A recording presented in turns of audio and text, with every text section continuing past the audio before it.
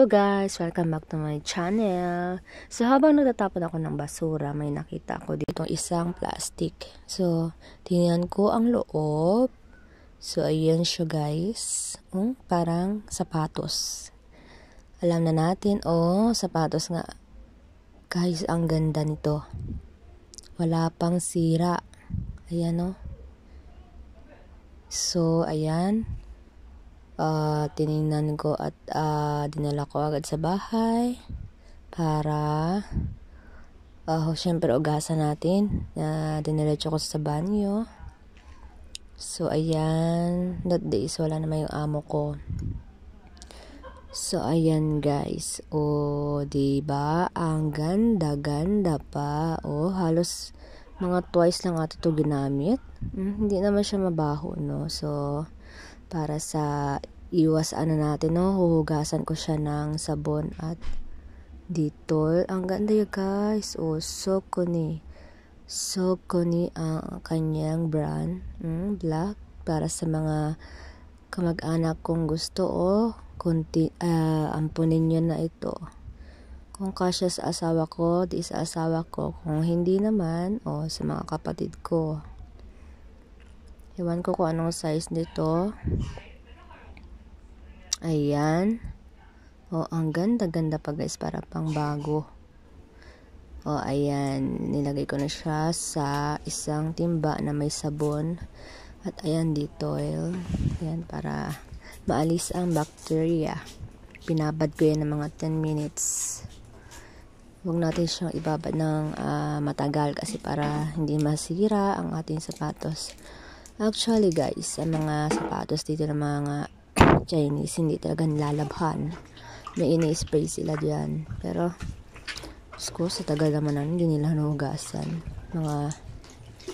Ayan, guys. Ang tibay niya guys. Diba? Para siyang Nike, pero ang niya, Saucony. Ngayon ko lang na tong brand na to. So, ayan ang niya, size. Ayan ang size niya. Ayan, UK 7, Euro 41, USA 8. Hindi ko alam kung anong mga size niyan, pang Pinoy ba o ano. Pero kung kasya sa asawa ko, di sa asawa ko. Pero kung ayaw niya, dun sa mga kamag-anak ko na gusto. Si Kuya Alan, malaki pa Ganda na yan, padala ko sa Pinas. Ayan, bongga, ayan Hinugasan ko talaga yan guys. Wala naman siyang amoy guys, kasi alam mo, ang mga Chinese dito is nagpapalit yan taon-taon. Or every month nga, or twice a year. Hinagamit na nila sa Paris ito mga twice or thrice, tapos tapon na doon sa mga may kaya.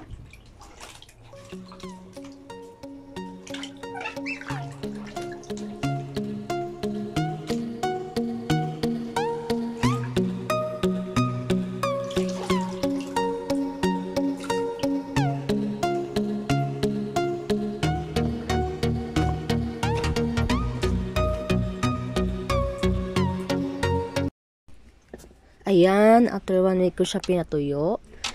1 week talaga para to yung tuyo. Ayan na siya guys, dry na. So may nakita ako din, or may itinago ko itong box. Yan yung box ng sapatos ng aking among lalaki. So tinago ko yan kasi maganda pa naman. So dyan ko siya ilalagay para mamukhang bago, diba? So ayan, kompleto yan. Nalagay natin yan, ibabalot natin diyan sa sapatos na yan. So, swerte sa magiging owner nito. Kung hindi ang aking asawa or yung aking mga kapatid. So, comment down na